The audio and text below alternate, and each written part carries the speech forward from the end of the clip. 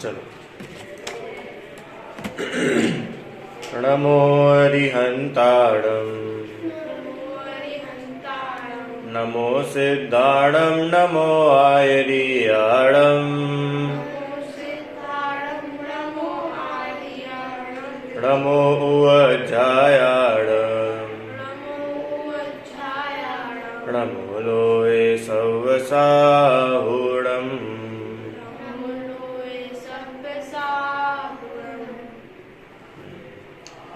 देव दर्शन अपना भी पाठ चल रहा था और पिछली क्लास में हम लोगों ने ये देखा था कि किस प्रकार भगवान के दर्शन करने आना चाहिए।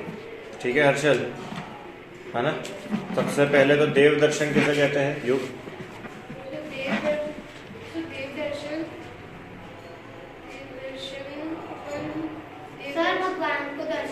हाँ, सिंपल।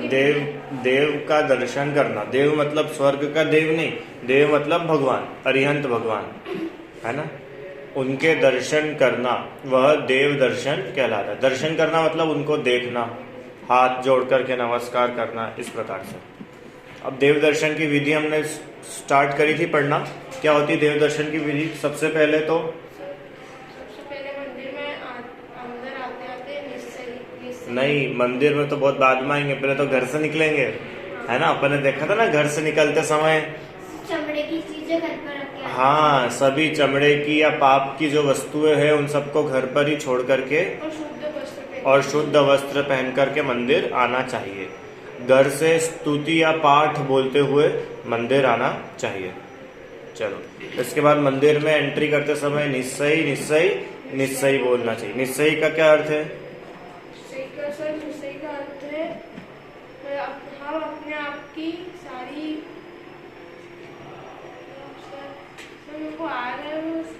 हर्षल, निश्चय का क्या अर्थ है? कि हम सांसारिक है ना, अपने सांसारिक चीजें सब छोड़ के हम मंदिर में, हाँ, कि हम जितने भी अब घर की बातें हैं, संसार की बातें हैं, पाप की बातें हैं, कषायों की बातें हैं, बुरी बातें हैं, इन सब बातों को अब हम मंदिर के बाहर ही छोड़ करके अब मंदिर में आ रहे हैं।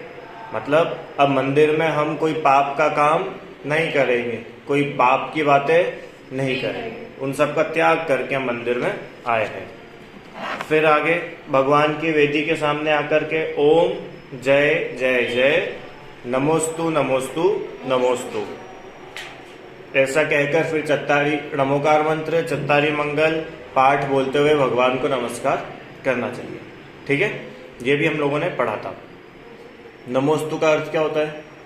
नमोस्तु का अर्थ होता है अपने भगवान को नमन करना। नमन करना मतलब नमोस्तु, है ना? मैं आपको नमन करता हूँ, ढोक देता हूँ, ऐसा अष्टांग नमस्कार करना चाहिए। फिर प्रदक्षिणा देनी चाहिए, परिक्रमा लगानी चाहिए। कितनी परिक्रमा लगानी चाहिए? 3 बार परिक्रमा लगानी चाहिए। और कैसे लगानी चाहिए? दौड़ते भागते? नहीं सर, आराम से आराम से चलते चलते स्तुति बोलते हुए अपने मन को शांत कर कर परिक्रमा लगानी चाहिए। उसके बाद बस यहाँ तक अपना हुआ था, पढ़ना है अपने को। फिर कायोत्सर्ग करना चाहिए। कायोत्सर्ग मतलब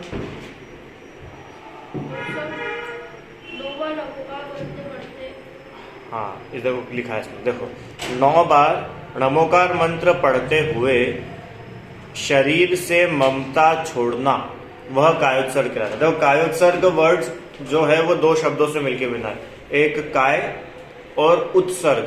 काय प्लस उत्सर्ग इज इक्वल्स टू कायोत्सर्ग। हर्षद, काय प्लस उत्सर्ग मतलब, हाँ, काय मतलब तो पता है, काय मतलब शरीर, और उत्सर्ग मतलब त्याग। उत्सर्ग मतलब क्या होता है? त्याग। तो शरीर का त्याग करना, तो शरीर का कैसे त्याग कर सकते हैं? सुसाइड करके? नहीं। तो फिर शरीर का त्याग मतलब क्या? कि ये जो शरीर है, अब इस शरीर से मैं अपना पूरा ध्यान हटाऊंगा। शरीर का त्याग मतलब कि शरीर मेरा है ऐसा मानना छोड़ना। शरीर का त्याग तो कब होगा? कि जब सिद्ध बनेंगे जब होगा। अरिहंत भगवान के पास भी शरीर होता है कि नहीं होता है? हर्षल, अरिहंत भगवान के पास में शरीर होता है ना? तो शरीर का त्याग तो कब होता है कि जब सिद्ध बन जाते हैं, उस समय शरीर का त्याग होता है, शरीर छूटता है। बाकी तो पूरे समय शरीर साथ में रहता ही है, कोई ना कोई शरीर। अब यहाँ पर कायोत्सर्ग का क्या मतलब है? शरीर से ममता छोड़ना। ममता छोड़ना मतलब ये शरीर मेरा है, ये शरीर को मैं भोजन दूंगा तो मैं सुखी हो जाऊंगा, इस प्रकार से शरीर को अपना मानना छोड़ना। कायोत्सर्ग मतलब शरीर को अपना मानना छोड़ना, यह कहलाता है कायोत्सर्ग। तो शरीर से अपनापन छोड़ करके 9 बार नमोकार मंत्र बोलना, वह क्या कहलाता है? सर कार्य उत्सर्ग। कायोत्सर्ग। कार्य नहीं, काय मतलब शरीर, और उत्सर्ग तो काय प्लस उत्सर्ग इज इक्वल्स टू कायोत्सर्ग। ठीक है। उसके बाद में क्या करना चाहिए? हमने नमोकार मंत्र भी बोल दिया 9 बार, फिर फिर स्वाध्याय करना चाहिए। आप लोग करते हो क्या स्वाध्याय? कि नहीं सर, इतना तो टाइम ही नहीं रहता है हमारे पास। देखो क्या लिखा है इसमें, स्वाध्याय पढ़ना ही नहीं आता है। बड़ी अच्छी बात है। तब अपन को ये समझना चाहिए कि स्वाध्याय मतलब क्या होता है। किसी बुक को पढ़ने का नाम स्वाध्याय है, या प्रवचन सुनने का नाम स्वाध्याय है? स्वाध्याय मतलब होता क्या है? बोलो, आपको क्या लगता है हर्षल?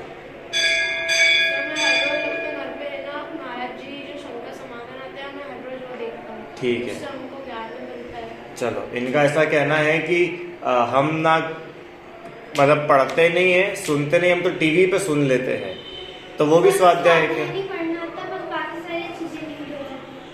स्वाध्याय नहीं पढ़ना आता, बस वो बाकी सारी चीजें। चलो, अब इसमें यहाँ पे ऐसा लिखा है कि स्वाध्याय होता क्या है, अपन ने पढ़ते हैं। स्वाध्याय मतलब जिनवाणी के माध्यम से, शास्त्र के माध्यम से, या जो कुछ भगवान ने हमें बताया है उसके हेल्प से, उसके थ्रू हम अपनी आत्मा का अध्ययन करें। स्व लिखा है ना, स्व प्लस अध्याय इज इक्वल्स टू स्वाध्याय। अपने आप की पढ़ाई, मैं जीव हूं ऐसा जानना, वो होता है स्वाध्याय।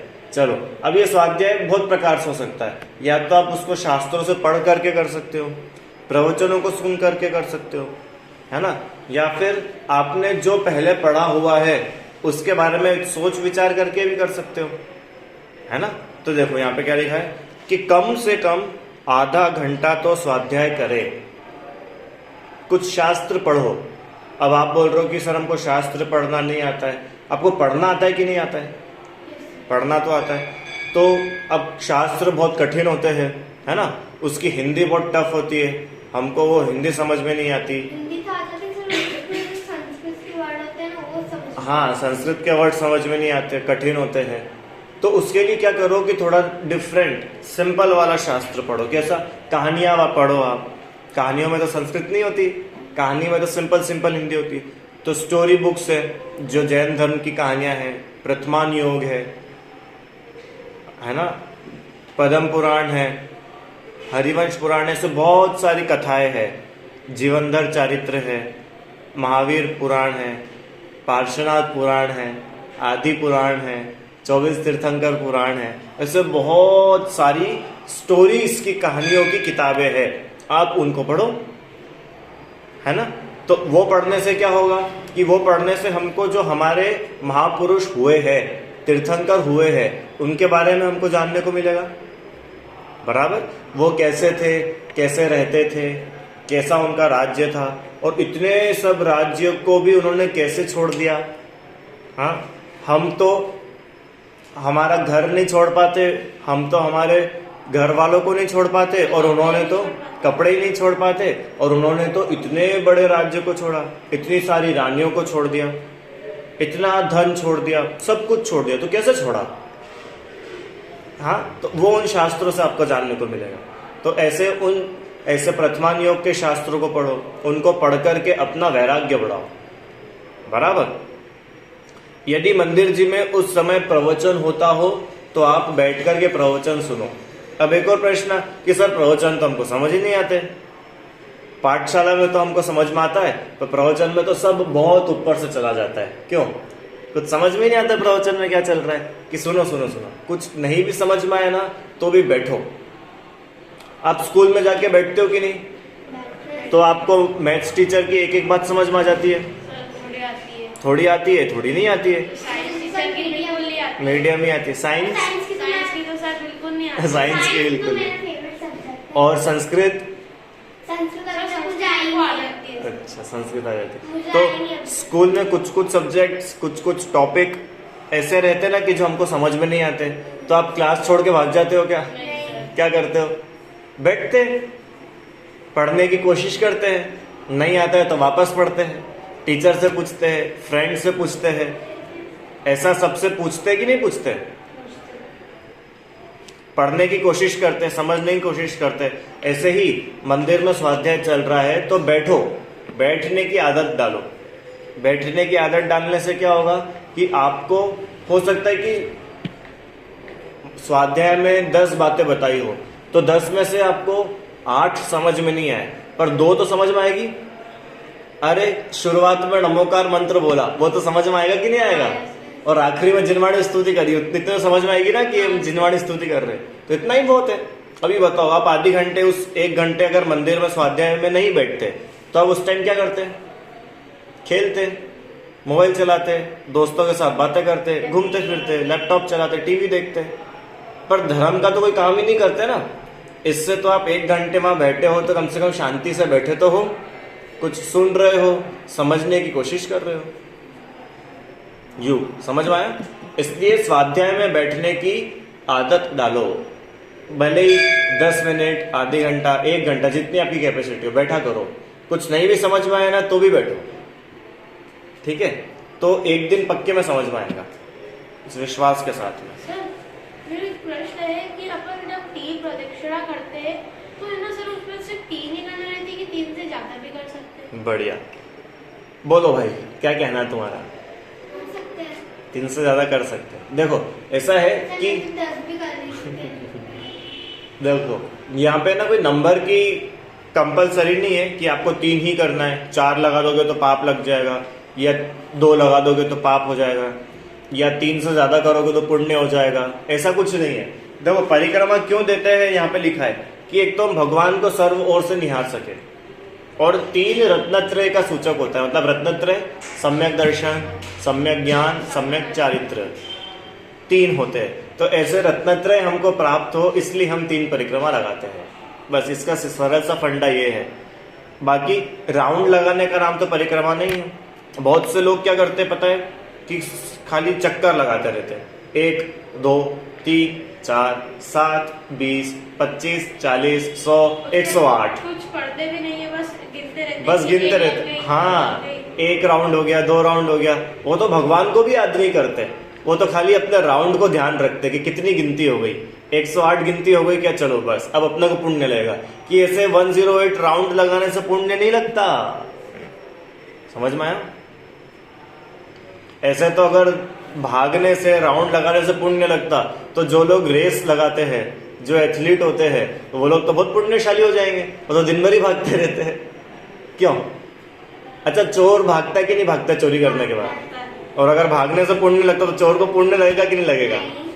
नहीं लगेगा ना। इसका मतलब खाली दौड़ लगाने का नाम पुण्य नहीं है, धर्म नहीं है। आप भगवान की भक्ति कैसी कर रहे हो? आप परिक्रमा मतलब ये होता है कि आप किसी व्यक्ति का सम्मान करते हो, आप किसी की रिस्पेक्ट करते हो, और उस रिस्पेक्ट में आप उसकी परिक्रमा लगा रहे हो, आप उसकी पूजा कर रहे हो। वो है परिक्रमा का अर्थ। राउंड लगाना, दौड़ लगाना, नंबर पूरे करने का नाम परिक्रमा नहीं है ना। इसलिए तो उसमें ऐसा लिखा कि भगवान को सर्व ओर से निहारने के लिए, रत्नत्रय की प्राप्ति के लिए, और जैसे भगवान है वैसा बनने के लिए, और स्तुति करते हुए, है ना। परिक्रमा करते करते क्या करे हर्षल? काउंटिंग गिने, क्या करे कि आप स्तुति बोलो, भगवान की स्तुति करो। ठीक है, समझ में आया? तो 3 ही लगानी है, ऐसा कंपलसरी नहीं है। पर 3 कैसा है कि ना बहुत बड़ा नंबर है ना बहुत छोटा नंबर है। 3 तो हर कोई लगा ही सकता है, ऐसा। चलो, तो 3 में तो अपनी अर्थ ही है, 3rd नंबर। अच्छा, मर्क्यूरी, वीनस, अर्थ। चलो अब स्वाध्याय करने के बाद में मनन करे। मनन करना चाहिए। मनन कौन है? शास्त्र में पढ़ा हो और अथवा प्रवचन में सुना हो थोड़ी देर देखकर। हाँ, क्या लिखा है कि जो शास्त्र में आपने पढ़ा हो, है ना, ऊपर लिखा था ना स्वाध्याय, आ जाओ। जो शास्त्र में आपने पढ़ा हो या प्रवचनों में सुना हो, उनके बारे में बैठ करके विचार करना चाहिए, सोचना चाहिए। सर्वज्ञ, सर्वज्ञ नाम है तुम्हारा? नहीं पारस। पारस, मैं हर बार भूल जाता हूँ। पारस भाई, मंदिर में हम लोग पढ़ते हैं, पाठशाला में हम लोग पढ़ते हैं, तो इसके बारे में थोड़ा बहुत सोचना चाहिए कि नहीं सोचना चाहिए? सोचना चाहिए। तो मनन, आपका क्या नाम बेटा? इसका नाम ये मेरी बहन है। क्या नाम है इनका? इसका नाम ऐसी है, ये मेरी बहन है। AC AC. चलो जो भी हो। अस्सी ऐसी है, ऐसी एसी, ऐसी एसी, हाँ। एसी। अच्छा ठीक है, घर का एसी। चलो। तो क्या करना चाहिए कि हमने जो भी पाठशाला में पढ़ा, स्वाध्याय में सुना, शास्त्रों में पढ़ा, उसके बारे में बैठ करके कुछ सोचना चाहिए। ऐसा नहीं कि हम पढ़ते जा रहे हैं और उसके बारे में कुछ सोच ही नहीं रहे। सोचना चाहिए मतलब कि जो वहां पर बताया, जो नमोकार मंत्र का स्वरूप बताया, तो उसके बारे में जरा विचार तो करो कि नमोकार मंत्र मतलब क्या, अरिहंत कौन, सिद्ध कौन, आचार्य, उपाध्याय, साधु, ये होते कौन है, इनका कैसा स्वरूप है, मैं कौन हूं, मैं जीव हूं, भगवान कौन है, क्या मैं भी भगवान बन सकता हूं? हर्षल बन सकता है सर। बोलो भाई। गर्व, क्या है? सहज सहज भाई बोलो, भगवान बन सकते कि नहीं बन सकते? बन सकते हैं।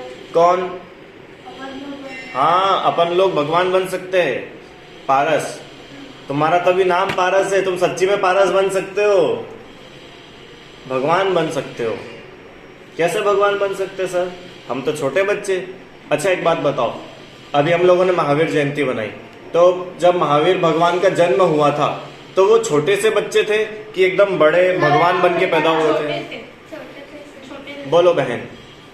छोटे से ही थे। कितने छोटे थे? हमारे जैसे ही थे। अरे भगवान का भी जन्म हुआ था तो वो भी तो हम लोगों के जैसे ही छोटे बच्चे थे। धीरे धीरे धीरे करके बड़े हुए, फिर बाद में उन्होंने मुनि दीक्षा ली, फिर मुनि दीक्षा लेकर के उन्होंने तप करा और तप करके भगवान बन गए। बराबर। तो ऐसे ही प्रत्येक जीव भगवान बन सकता है। हर जीव, हर व्यक्ति। आप भगवान बन सकती हो कि नहीं? बन सकते हो। तो ऐसा विचार करना चाहिए।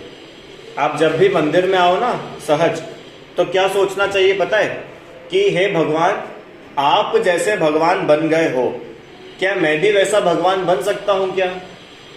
ऐसा पूछो भगवान से। सर ये मेरी कॉपी है तो रख दो इधर। आप जिस प्रकार से भगवान बन गए हो, मैं भी भगवान बन सकता हूं क्या? और कैसे बन सकता हूं? सर आप महावीर जी देखा कैसे मैं भगवान बन सकता हूं? और आप कैसे भगवान बन गए? हाँ, तो कैसे भगवान बन गए ये आपको कैसे पता चलेगा? कि जब आप उनके बारे में पढ़ोगे, उनके बारे में सुनोगे। जैसे मैंने आपको कहानी सुनाई थी ना पिछली बार, आदिनाथ भगवान की। अरे आदिनाथ भगवान की कहानी नहीं सुनाई थी? उनको 6 महीने तक आहार नहीं मिला था उनके। तुम नहीं थे? सुनी थी ना। इसके पहले हमने यशोधर मुनिराज की कहानी सुनी थी, उनके गले में सांप डाल दिया था, है ना। तो यशोधर मुनिराज कैसे भगवान बन गए? हाँ, कैसे भगवान बन गए? कि उनके ऊपर उपसर्ग आया, उनके ऊपर इतने सारी परेशानियां आई, दुख आए, फिर भी उन्होंने उनको इतनी शांति से जीत लिया, सहन कर लिया। तो इस प्रकार हम लोग भी पुरुषार्थ करके भगवान बन सकते हैं, ऐसा विचार करना। हर्षल, अच्छा आप लोग स्कूल जाते हो कि नहीं जाते हो? जाते हो। कौन सी क्लास में पढ़ते हो सहज? 4th में। तो तुम जब 4th क्लास, 3rd क्लास तुमने पास करी और 4th क्लास में जाकर के बैठे, तो तुमको ये विश्वास था कि नहीं अंदर से कि इस साल मैं चौथी कक्षा पास करके अगले साल 5th में चला जाऊंगा? ऐसा विश्वास है कि नहीं? एनुअल एग्जाम देना है तो तुमको क्या लगता है, तुम पास होगे कि नहीं होगे? पक्का होगे। तो ये विश्वास रहता है ना अपने को। क्यों बहन, तुम्हें ऐसा विश्वास रहता है कि नहीं कि तुम इस साल स्कूल में पास होगी कि फेल होगी? क्या लगता है? पास होंगे। कोई भी ऐसा रहता है क्या कि सर हम तो स्कूल जाते हैं, क्यों? हमको फेल होना है इसलिए हम स्कूल जाते हैं? ऐसा कोई होता है क्या? हर कोई पास होने के लिए पढ़ाई करता है, स्कूल जाता है, बराबर। तो इस प्रकार हम भी अगर मंदिर आते हैं तो ये विश्वास हमारे अंदर होना चाहिए कि जैसे भगवान है मैं भी वैसा बन सकता हूँ। ठीक है, चलो आगे। अब ये तो हुआ मंदिर में दर्शन करने की पूरी प्रोसेस। इसमें एक पॉइंट छूट गया, मैं आपको बताता हूँ। गंधोदक लगाना चाहिए। ये गंधोदक क्या होता है? गंगा जल। अच्छा, भगवान का कलश करते तो वो जो जल रहता है उसको अपन गंधोदक बोलते हैं। अच्छा, बोलो पारस, ये गंधोदक क्या होता है? आपको मालूम है गंधोदक? आप मंदिर में कुछ ऐसा लेकर के लगाते हो? पानी नहीं मालूम? मालूम है, उसको बोलते हैं गंधोदक। क्या बोलते हैं? गंधोदक। बोलो। हाँ, गंध प्लस उदक इज इक्वल्स टू गंधोदक। गंधोदक। अब ये गंधोदक क्या होता है हर्षण? कि जो भगवान का हम अभिषेक करते हैं, भगवान का प्रक्षाल करते हैं, उसका जो जल रहता है वह जल गंधोदक कहलाता है। तो वो जल का क्या इतना महत्व है? सहज वो जो गंधोदक है उसकी क्या इंपॉर्टेंस है? उसकी इम्पोर्टेंस ये है कि उसको इतना मानते हैं कि वो भगवान के नहाने के बाद नवा जल रहता है। चलो, इनका ऐसा कहना है कि वो ना भगवान से टच करा हुआ जल रहता है, इसलिए वो जल पवित्र है। बोलो भाई, आपका क्या बोलना है? सर, जो है ना भगवान को जो कलश करते हैं वो जल ना उनसे मतलब उनके ऊपर जो जल से वो करते और वो पवित्र हो जाता है, तो जल तो उसको गंधोदक बोलते हैं। हाँ, कि जब हम भगवान के अभिषेक करते हैं, प्रक्षाल कलश करते हैं, तो वो जो जल से हमने अभिषेक करा, तो वो जो जल भगवान को प्रतिमा से छू करके निकलता है वह जल पवित्र हो जाता है। जिस प्रकार भगवान पवित्र है वैसे ही उनसे स्पर्शित वह जल भी पवित्र हो जाता है ना? तो हम उस जल को अपने माथे पर लगा करके क्या करते हैं? अपने आप को पवित्र करें। हाँ। अच्छा, अब दो बातें मेरे को आपको बतानी है गंधोदक से रिलेटेड। पहली बात तो गंधोदक लगाना कहाँ चाहिए?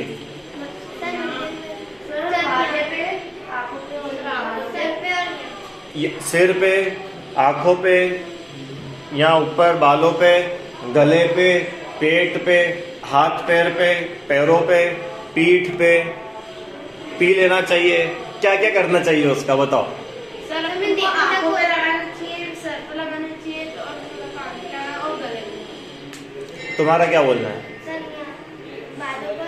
बालों पे, सर पे, आंखों पे और गले पे और पेट पे। पारस, गंधोदक कहाँ कहाँ पर लगाना चाहिए?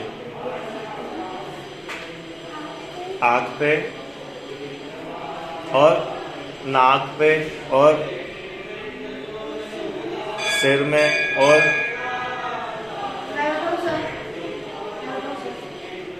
बोलो। माथे पे, आंखों पे, गले पे, बालों पे, पीठ पे, पैरों पे, हाथों पे, पेट पे। सब जगह लगाना चाहिए। सर, ये तो आपके बोलो बहन, कहाँ लगाना चाहिए गंधोदक? गंधोदक मतलब समझ में आया ना आपको? वो जो मंदिर में एक कटोरे में पानी रखा रहता है और उसको हम लेकर के ऐसे लगाते हैं। अभी जैसे ये लोग अभिषेक करेंगे तो अभिषेक के बाद में जल इकट्ठा होता है, तो उस जल को इकट्ठा करके एक बर्तन में रख देते हैं, एक बाउल में रख देते हैं, उसको गंधोदक बोलते हैं। तो उसको लगाना कहाँ चाहिए आपको पता है? आप सबके आंसर गलत थे। ओ, फिर क्या करे? उसको पी जाए क्योंकि पीना ही बचा है कि पीना नहीं। वो बहुत पवित्र चीज है। और जो अच्छा बताओ, जो चीज पवित्र है, जो चीज बहुत महान है, उसको आप कहाँ लगाओगे? आपके पैरों में, कि जो आपके शरीर का सबसे ऊंचा हिस्सा है वहां पे? सर सिर पे। जो सबसे ऊंचा है। अच्छा बताओ, जो पूजनीय व्यक्ति है, या सरल और एग्जाम्पल, मुनिराज है, मुनिराज पधारे हैं, मुनिराज आए हैं, तो आप उनको कहाँ पर बिठाओगे? नीचे जमीन पे कि ऊंचे बिठाओगे? ऊपर बिठाओगे ना कहीं, कि ऐसे नीचे बिठा दोगे? आप तो बैठे हो कुर्सी पे और महाराज जी को वहां बोल, चलो महाराज जी वहां नीचे बैठ जाओ, ऐसा बोलोगे क्या? नहीं सर। नहीं, मुनिराज को हमेशा हम उच्च स्थान पर बिठाते हैं। भगवान को कहाँ बैठाते हैं? उच्च स्थान पर बिठाते हैं। ऐसे ही भगवान से छुआ हुआ जल वो कहाँ लगाएंगे? कि उच्च स्थान पे ही लगाएंगे। सब पाँव पे लगाएंगे तो सर ये तो पाप पड़ेगा अपन। हाँ, भगवान का जल पाँव पे भगवान से छुआ हुआ जल जो इतना पवित्र है, इतना अच्छा है, उसको हम पैरों में लगाएंगे, ये कोई अच्छी बात है क्या? जैसे सर ये कोई अच्छी बात है क्या? नहीं है। बैठो बैठो बैठो भैया। भगवान से छुआ हुआ जल, गंधोदक, उसको कहाँ पर लगाना चाहिए? सर आपको भी यहाँ हाँ, और सर थोड़ा सा आंखों पे, थोड़ा सा गले पे। बैठो बैठो बैठो। तो वो ऐसा बोल रहे हैं कि आंखों पे भी नहीं लगाना चाहिए। आपको पता है आपकी आंखों में से मैल निकलता है? निकलता है कि नहीं निकलता है ना? गंदगी निकलती कि नहीं आंखों में से? तो भगवान से छुआ हुआ इतना पवित्र जल हम ऐसी गंदगी वाली जगह पर लगाएंगे क्या? कभी नहीं लगाना। सर अभी जो आयुर्वेद रहती है उसकी वजह से भी आपको चलो, तो गंधोदक लगाना कहाँ पे चाहिए? हमेशा मस्तक पे। मस्तक मतलब ये ऊपर का सिर, बालों पे भी नहीं। बालों में भी बहुत सारे जीव होते हैं, पसीना आता है, डैंड्रफ होता है ना? तो ये इतने पवित्र जगह नहीं है, इतने पवित्र जल को आप बालों पर नहीं लगाना। सर सिर पे भी पसीना आता है। सर सब लोग तो सिर्फ बालों जैसे करते हैं। हाँ, तो नहीं करना चाहिए ऐसा ना। हाथों पे लगाना चाहिए। वो कोई बॉडी लोशन नहीं है कि जो जितनी इच्छा हो इतना लगा लिया, पूरा नहा लिया उससे। अरे वो पवित्र जल है, पवित्र चीज का सम्मान होना चाहिए। और सम्मान कहाँ पे होता है? मस्तक से। आप किसी भी व्यक्ति को सम्मान से ढोक देते हो तो क्या उसको पैर लगाते हो? कि अपना हाथ लगा देते हो? कि अपनी ऐसे गर्दन पीठ लगाते हो? क्या करते हो? झुकते हैं। हाँ, हमारे मस्तक को उसके चरणों में झुका देते हैं। सर तो मस्तक पे ही तो पसीना आता है। हाँ, ये इनका प्रश्न ऐसा है, इनका प्रश्न ऐसा है कि सर मस्तक में भी तो पसीना आता है। आपने जैसे बोला कि बाकी की जगह पर पसीना आता है, तो यहाँ भी तो पसीना आता है। तो सुनो सुनो, सबसे पहली बात तो ये कि आप जितने देर गंधोदक लगाते हो वो सूख जाता है, पहली बात तो, ठीक है। और हमारे शरीर में सबसे उच्च स्थान ही मस्तक है, इससे ऊंचा वो स्थान ही नहीं है, ठीक है। इसलिए यहाँ पर लगाया जाता है। और मैं तो बोलूँ कि ऐसा काम करो, सुनो ध्यान से सब लोग, ऐसा काम करो कि तुमको गंधोदक लगाने की जरूरत ही ना पड़े। क्या बात कर रहे हो सर, गंधोदक तो अच्छी चीज होती है। अरे तुम ऐसा काम करो ना कि तुम खुद भगवान बन जाओ। हाँ, समझ में आया प्रसून? अक्ष, हाँ, गंधोदक पहली बात हो गई। दूसरी बात, अच्छा गंधोदक पी सकते कि मान लो किसी को कोई पेट की बीमारी हो तो गंधोदक पी लो दवाई जैसा, क्यों? कभी नहीं करना ऐसे उल्टे उल्टे काम, नहीं करना भैया, कभी नहीं करना। बहुत पाप लगता है, बहुत पाप लगता है। इतने जर्म्स रहते हैं सर, किसी के पीले दांत रहते हैं सब। अरे जर्म्स भी रहते हैं और उसके बाद भी भगवान से छुई हुई इतनी पवित्र वस्तु है, उसको पी जाओगे क्या तुम?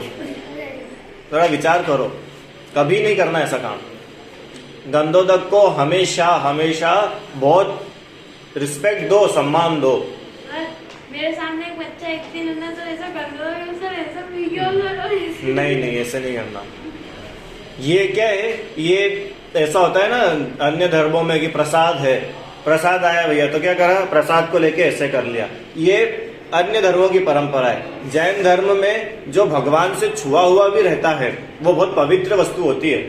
अच्छा मुझे बताओ, वो गंधोदक तुमने पी लिया तो वो गंधोदक फिर शरीर से बाहर निकलेगा कि नहीं? निकलेगा सर, नहीं निकलेगा। निकलेगा। अरे सुसु पोटी बन के बाहर निकलेगा कि नहीं निकलेगा? निकलेगा सर। तुम कुछ भी खाओगे तो वो बाहर निकलेगा कि नहीं निकलेगा। अब चलो, अब वो गंधोदक तुमने पिया है ना, और वो सुसु बन के बाहर निकल गया, माना कि, तो तुम उस सुसु को भी हाथ लगा के वापस पी जाओ, क्योंकि उसमें तो गंधोदक है।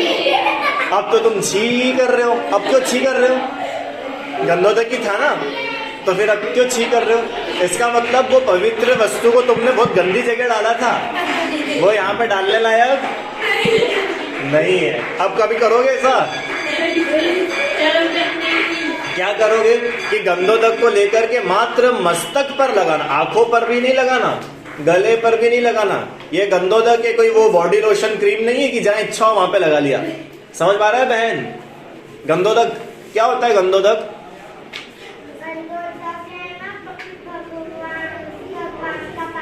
भगवान का पानी। कैसा पानी? कि जो भगवान का हमने अभिषेक करा था, वो जो जल भगवान से छू करके आता है, वह जल पवित्र गंधोदक कहलाता है। अब दूसरी बात, ये गंधोदक हमको कैसे लेना, लगाना कहाँ चाहिए तो समझ में आ गया, लेना कैसे चाहिए? ये 2 उंगलियां, मिडिल फिंगर और रिंग फिंगर, बीच की 2 उंगलियां होती है ना, ये 2, हाँ ये वाली 2, मिडिल फिंगर और रिंग फिंगर, इन दोनों उंगलियों से ले करके, अब कैसे लेना कि पूरी उंगली को डुबा नहीं देना उसके अंदर। हाँ, क्यों पता है? अगर आप पूरी उंगली को डुबाओगे तो आपका नाखून उसमें डूबेगा, और नाखून अच्छी चीज होती है कि बुरी चीज होती है? क्यों बोलो भैया, नाखून अच्छे होते हैं कि बुरे होते हैं? हाँ, तो ये नाखून इतना बुरा है, अपवित्र है, और इसको आप ऐसे इसमें डाल दोगे तो वो गंधोदक कैसा हो जाएगा? गंदा हो जाएगा। तो क्या करना चाहिए कि सिर्फ उंगली का जो ऊपर का हिस्सा रहता है ना, ये ऊपर का हिस्सा, सिर्फ इसको उस पे लगाना, टच करना मात्र, इस पे आ जाएगा गंधोदक। चिंता मत करो, तुम पूरी उंगली डुबाओगे जब जाके आएगा, ऐसा नहीं है। थोड़ा सा ऐसे भी करोगे तो भी गंधोदक आ जाएगा। अभी करके देखना, और उसको सिर्फ मस्तक पे लगा के वापस जो दूसरा पानी रखा रहता है उससे अपने हाथों को धो लेना। ऐसे लगाया जाता है गंधोदक, कि वो गंधोदक हमारे हाथ में भी लगा हुआ है ना, वो कहीं और ना लगे, उसका अभिनय ना हो, इसलिए हमने हाथ धो दिया।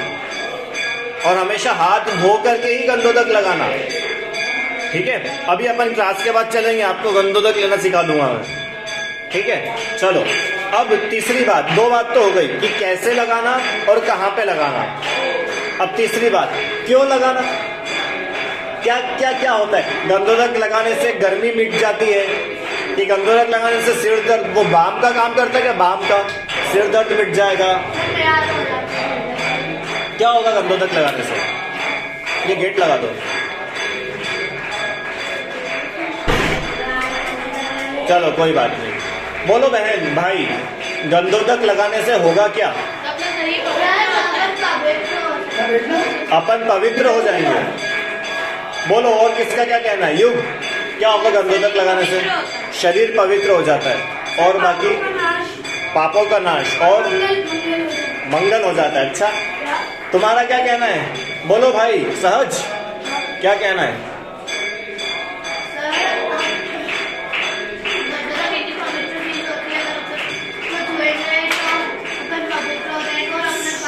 हाँ, देखो, जब हम गंधोदक लगाते हैं ना तो एक मंत्र बोलते हैं, बहुत जगह वो मंत्र आपको लिखा हुआ भी मिलेगा। निर्मलम निर्मलीकरणम पवित्र पाप नाशनम जिन गंधोदकम वंदे अष्ट कर्म विनाशनम। मतलब निर्मलम निर्मलीकरणम, ये जो गंधोदक है ये निर्मल है।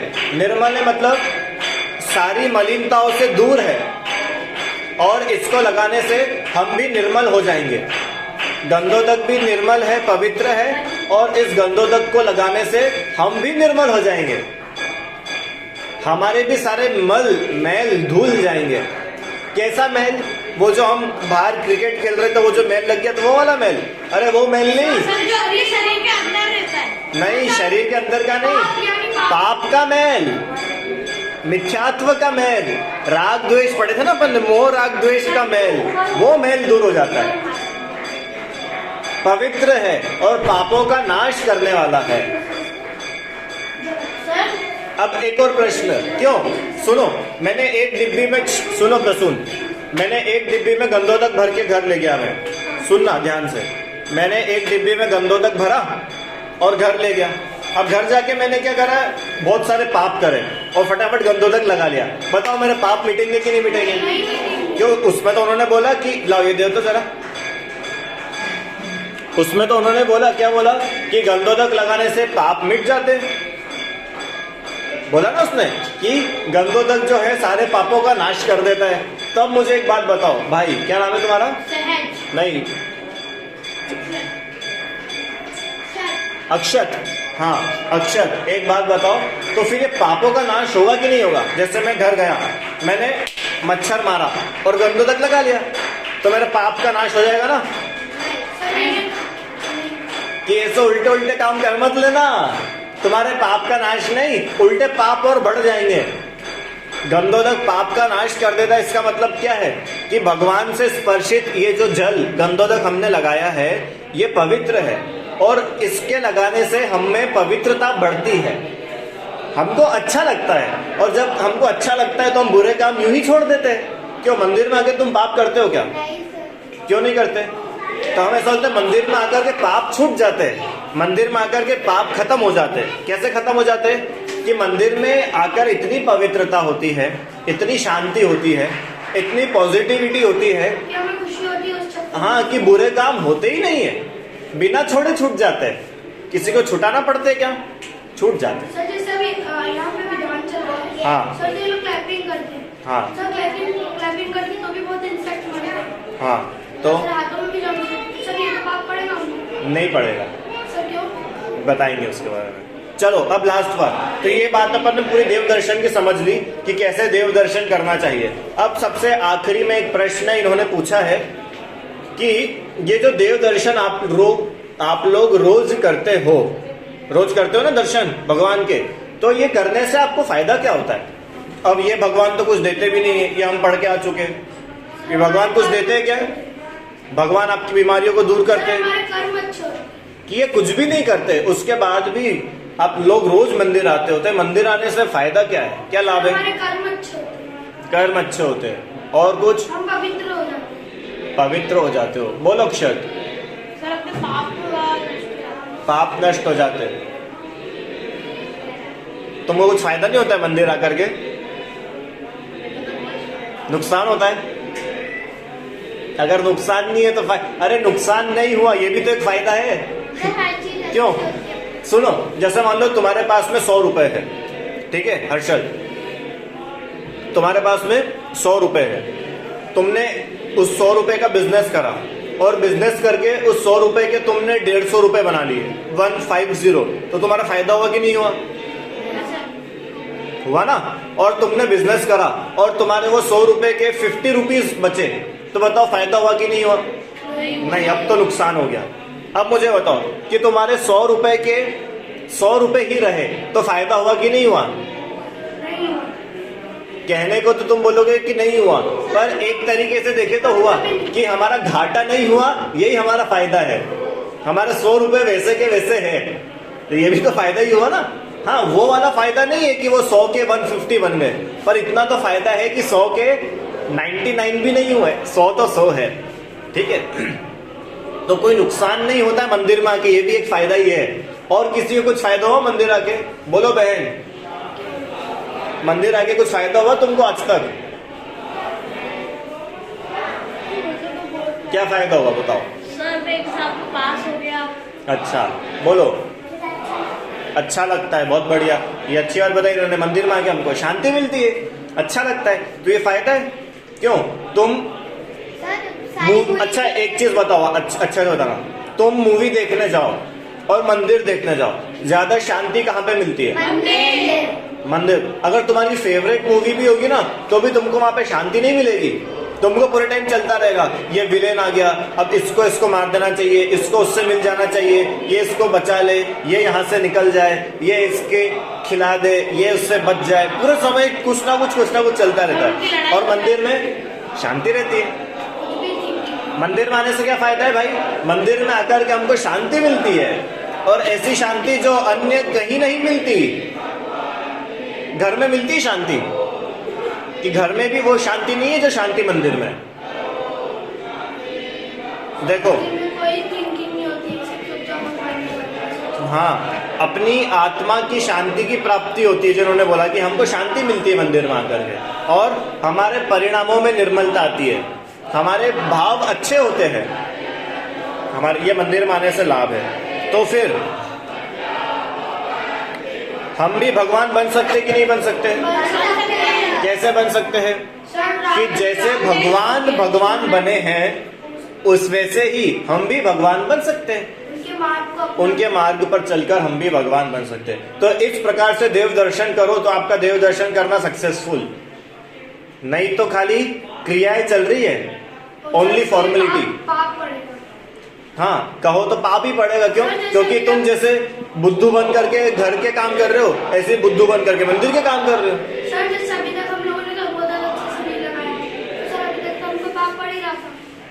अभी तक तुमको पता नहीं था, पर अब तो तुमको पता है, अब अच्छे से लगाना।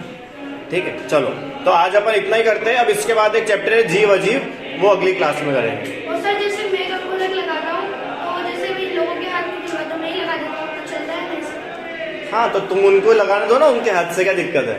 सब लोग अच्छे से नहीं लगाते। तो सीखेंगे, आ जाओ बहन, सीखेंगे, सीख करके लगाएंगे। और सर आपसे हाँ चलो ठीक है, ये हो गई अपनी आज की क्लास। अब इनका एक प्रश्न ऐसा था कि सर जैसे मंदिर में पूजन होती है, भक्ति होती है, भजन होते हैं, विधान होता है, तो सब लोग ताली बजाते हैं, तो उन लोगों को पुण्य लगता है कि पाप लगता है? कि सुनो, पहली बात तो ये, किताब सबको बाद में मिलेगी, अभी नहीं। पहली बात तो ये है कि पूजा करने से, ताली बजाने में ना पुण्य है ना पाप है। पहली बात क्यों? क्योंकि ताली तो बहुत लोग बजाते हैं, आपको पता है। दो लोगों की लड़ाई चल रही हो, उनको देख करके भी लोग ताली बजाते हैं। विराट कोहली ने छक्का मारा, उसको देख करके भी लोग ताली बजाते हैं। रेस हो रही है तो भी लोग ताली बजाते हैं। तो ताली तो बहुत लोग बजाते हैं। तो खाली ताली बजा देने से पुण्य हो गया या पाप हो गया, ऐसा नहीं है कि मंदिर में खड़े होकर ताली बजाई तो पुण्य और क्रिकेट स्टेडियम में जाके ताली बजाई तो पाप। वो करते बात। तो पहली बात तो ये समझना कि कोई क्रिया करने से पुण्य पाप नहीं होता है। आपके भाव कैसे है, आपके भाव कैसे। अच्छा सुनो एक बात, किसी आतंकवादी को फांसी लग रही है, फांसी मतलब समझते हो सब लोग, है ना? फांसी लग रही है उसको, और उसको देख करके तुम ताली बजा रहे हो, तो बताओ तुमको पुण्य लग रहा है कि पाप? पाप लग रहा है। ठीक है, अब बजा तुम ताली रहे हो, है ना, और भगवान का अभिषेक चल रहा है, उसको देख करके तुम ताली बजा रहे हो, बताओ पुण्य लग रहा है कि पाप? पुण्य। अब ये क्या गड़बड़ है, ताली तो दोनों जगह ही है। क्यों? ऐसा है कि भगवान की ताली हम तेज तेज बजा रहे, नाच नाच के? नहीं, वो ताली भी हम ऐसे बजा रहे, और उसको फांसी लग रही थी, उसको देख के भी ताली बजा रहे, वाह बहुत अच्छा बहुत अच्छा बहुत अच्छा। हाँ, तब दोनों में डिफरेंस क्या है अक्षर, कि पहले में तो तुम उसका बुरा चाहते थे तो तुमको पाप लगा, और यहाँ पे तुम्हारे मन में भगवान की भक्ति है तो भक्ति का तुमको पुण्य लगा। इसका मतलब ताली बजाना ये डिसाइड नहीं करेगा कि पुण्य है कि पाप है। आपके भाव कैसे है, आपका इंटेंशन क्या है, आप किस कारण से बजा रहे हो।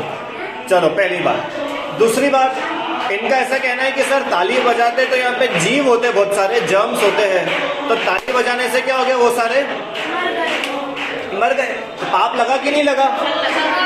लगा। अब प्रसून भाई एक चीज आपको बताता हूँ, शब्द थोड़े नए हो सकते हैं, अच्छे से बैठो, सहज अच्छे से बैठो, अच्छे से बैठो। शब्द थोड़े से नए हो सकते हैं, पर समझने की कोशिश करना सब लोग।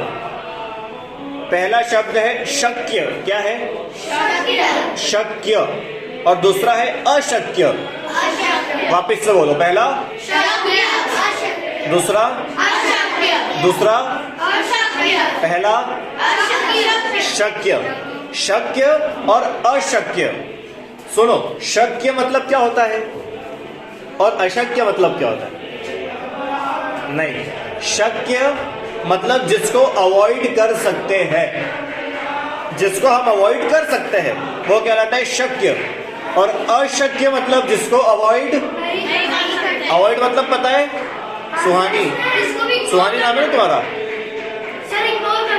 आरोही। हाँ, इग्नोर थोड़ा अलग सेंस में हो जाएगा।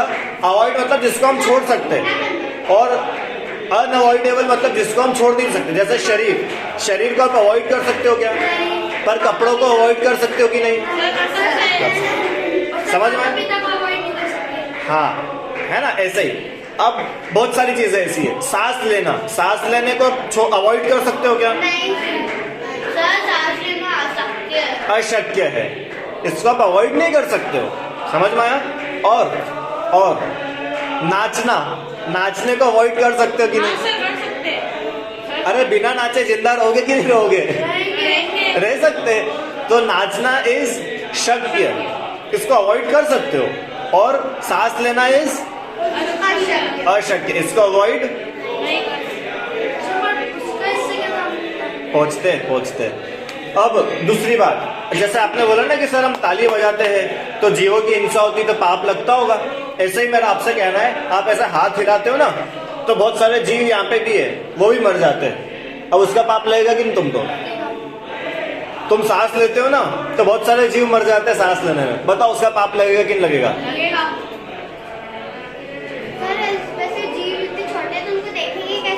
हाँ, बहुत सारे जीव इतने छोटे छोटे जो अपना आंखें से दिखते ही नहीं है, वो भी मर जाते हैं। पाप लगेगा कि नहीं लगेगा? कि सुनो, नहीं लगेगा। नहीं लगेगा मतलब उतना नहीं लगेगा जितना तुम जानबूझकर किसी को मार रहे हो। एक तो सामने चींटी दिख गई और धड़ाम करके उसको मार दिया तो पाप लगा। और एक जीव ऐसा मरा जो हमको दिख ही नहीं रहा था, तो उसको मरने से बचा पाना इस अशक्य।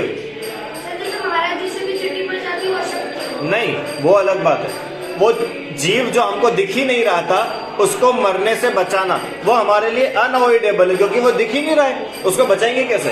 पर फिर भी वो मरा है तो आपको पाप तो लगेगा, हिंसा हुई ना। ऐसे अब आपकी बात पे आते हैं कि सर फिर ताली बजाए कि नहीं बजाए? कि सुनो, आप अभी किस पद पे हो, अभी आप किस अवस्था में हो उसका विचार करो। कि सर हम तो श्रावक है। आप गार्डन में क्रिकेट खेलते हो कि नहीं खेलते हो? वहां दौड़ लगाते हो कि नहीं लगाते हो? तो नीचे देख देख के भागते हो क्या? कैच ऊपर करना भागो कि नीचे देख के? फिर अब तुम ऊपर कैच करना और देख के भाग रहे हो और नीचे बहुत सारे जीव मर रहे हैं, बताओ तुमको पाप लगेगा कि नहीं लगेगा? तो फिर तुम क्रिकेट खेलना छोड़ दो कि नहीं सर वो तो अभी नहीं छोड़ पाएंगे, नहीं छोड़ पाएंगे। ऐसे ही अब भगवान की भक्ति कर रहे हो, ताली बजा रहे हो और इसमें जीव मर रहे हो, तुमको ताली बजाना क्यों छोड़ना है?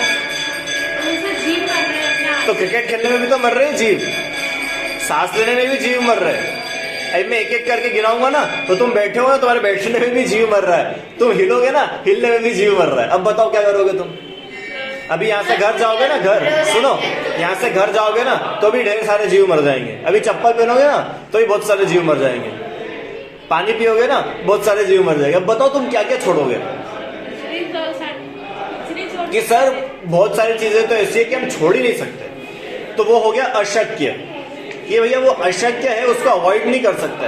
पर हाँ, कुछ चीजें ऐसी है जिसको हम छोड़ सकते हैं। जैसे सुनो, आलू खाने में भी जीव मरता है, लौकी खाने में भी जीव मरता है, पर दोनों में से क्या शक्य है और क्या अशक्य है? आलू छोड़ना शक्य है कि अशक्य है? शक्य है। अरे आलू को तुम अवॉइड कर सकते हो कि नहीं कर सकते हो? और बाकी दूसरी सब्जियों को अवॉइड कर सकते हो कि नहीं? रोटी को अवॉइड कर सकते हो कि नहीं? रोटी अशक्य है, सब्जियां अशक्य है। पर जिसमें बहुत हिंसा होती है, ऐसे जमीकन, आलू, गाजर, अदरक, मूली, ये शक्य है। इसको तो तुम छोड़ भी दोगे ना तो भी तुम मर नहीं जाओगे, पर खाना ही खाना छोड़ दोगे तो पक्का मरोगे। तो खाना छोड़ देना इज अशक्य, पर आलू छोड़ देना इज शक्य।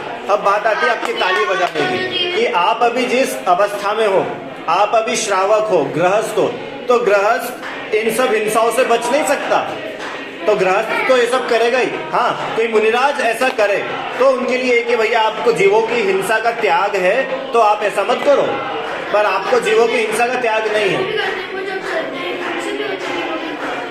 तो वो उसका प्रायश्चित करते ना, प्रायश्चित करते। सर वो कैसे पता चलता है? सर तो ऐसे तो मैं बीमार हूँ, मैं आता हूँ, मैं प्रायश्चित करता हूँ सर। नहीं नहीं, देखो ऐसा नहीं है, आपके मन में उसके प्रति सॉरी फील होना चाहिए। ऐसा नहीं कि मैंने मार दिया और सॉरी बोल दिया तो तुमने सॉरी थोड़ी ना फील करा उसके लिए, समझ में आया ना? मन में सॉरी फील होना चाहिए, जब जाकर के वो पाप धुलेगा। अब तुम्हारे मन में तो उस चीज के लिए कोई दुख है नहीं, और तुम खाली मार मार के आगे बढ़ते जाओ और सॉरी बोलते जाओ, तो वो नहीं चलता है। आपको अंदर से उसके लिए सॉरी फील होना चाहिए, ठीक है? तो वो सॉरी काम की। स्कूल में भी आप सॉरी बोलते हो मैडम को, तो मैम क्या बोलती है? इट्स ओके, है ना? पर तुम अगर सॉरी बोलो और फिर मस्ती करने लग जाओ, फिर सॉरी बोलो, फिर मस्ती करने लग जाओ, फिर सॉरी बोलो, फिर मस्ती करने लग जाओ, फिर तुम सॉरी बोलो, फिर मैडम इट्स ओके बोलेगी क्या? फिर मैडम क्या करेगी? धाम। क्यों? सॉरी बोला तो हमने कि तुम सॉरी बोलते तो हो, पर तुम सॉरी मानते नहीं हो, मन से नहीं बोलते हो। समझ में आया ना? तो ये जो ताली बजाना है, तो ताली बजाने में भक्ति हो रही है, ताली बजाने में परिणाम अच्छे हो रहे हैं, तो खूब तालियां बजाओ, कोई दिक्कत नहीं है। क्यों? क्योंकि यहाँ पे हमारा इंटेंशन जीवों को मारने का नहीं है, यहाँ पे हमारा इंटेंशन क्या है? भगवान की भक्ति। और अभी हम जिस अवस्था में हैं, गृहस्थ अवस्था में हैं, श्रावक अवस्था में हैं, तो हमारे लिए ये चीजें अशक्य है, हम इसको छोड़ नहीं सकते। भक्ति तो आएगी, श्रावक करेगा, कैसे भक्ति करेगा? अरे सौधर्म इंद्र तो डांस करता है, तांडव नृत्य करता है, देखा होगा ना आप लोगों ने पंच कल्याण। फिर सर तो भक्ति तो बिना ताली बजाए ऐसे कर सकते हैं। तो तुम ऐसी कर सको तो बहुत अच्छी बात है। देखो, जिस जीव का जितना राग होता है ना, वो उतनी भक्ति वैसी करता है। जिसका अधिक राग होता है वो खूब नाच गा के करता है, जिसका कम राग होता है वो ताली बजाए करता है, जिसका और कम राग होता है वो मात्र बोल के करता है, और जिसका और कम राग होता है वो बोलता भी नहीं है, वो खाली भगवान के बारे में सोचता है और भक्ति कर लेता है। हाँ, इसलिए तो पूर्ण अहिंसक अवस्था तो होती है अरिहंत दशा में, उनसे एक भी जीव नहीं मरता। और बताऊं, हाँ और बताऊं, भक्ति की बात चल रही थी ना कि बहुत अच्छे अगर आपके भाव है, बहुत आपका राग कम है, तो आप बिना बोले भी भक्ति कर सकते हो। और बढ़िया भक्ति बताऊं कैसी है कि आपको अपने अंदर और भगवान के अंदर कोई डिफरेंस दिखे ही नहीं, यह सबसे अच्छी भक्ति है। आपको आप और भगवान ऐसे कोई दो अलग अलग लोग नहीं दिखे कि मैं तो भक्त और ये भगवान। सबसे अच्छी भक्ति तो वो होती है कि 2 मिनट बस, हाँ, सबसे अच्छी भक्ति तो वो होती है कि हमको हम में और भगवान में कोई अंतर ही नहीं दिखे। मैं स्वयं भगवान हूं, ये है सबसे अच्छी भक्ति। समझ में आया? चलो मानने से थोड़ी हो जाएगी। तुम मानो तो सही, मानने से हो नहीं जाएंगे, तुम मानो तो सही। तुम अपने आप को प्रसून मानते हो कि नहीं मानते हो? तो तुम प्रसून हो, ऐसे ही तुम अपने आप को भगवान मानोगे तो भगवान बनोगे। अब भगवान मानोगे नहीं तो भगवान बनोगे कैसे? तुम अपने आप में विश्वास तो जगाओ कि मुझ में भगवान बनने की शक्ति है, तो तुम भगवान बन पाओगे। क्यों? ऐसा कैसा हो सकता है तुम्हारे मानने से तुम पास हो जाओगे क्या स्कूल में? कि अरे पहले मानेंगे जब जाके तो पढ़ाई करेंगे। क्यों? एक वो बच्चा है कि जिसने सोच ही रखा है कि मैं कितना ही कोशिश कर लूं मैं कभी पास ही नहीं हो सकता, तो बताओ वो कहीं पास होगा? उसको क्या बोलेंगे? अरे भैया तू पहले मान तो सही कि तू पास हो भी सकता है, तू विश्वास तो रख अपने अंदर, तू पास हो जाएगा। ऐसे ही तुम विश्वास तो रखो, तुम भगवान बन सकते हो, भगवान बनोगे। ठीक है, चलो आज इतना ही करते हैं। अब अगला चैप्टर अपना जीव अजीव, उसकी बात अपन अगली क्लास में करेंगे। समय का सब लोग ध्यान रखना भैया, 8 बजे बराबर क्लास शुरू होगी। कितनी बजे? आप लोग स्कूल जाते थे जब भी उठते थे कि नहीं सुबह जल्दी? तो एक दिन रविवार को उठ जाओ जल्दी। अच्छा 10 मिनट में, चलो।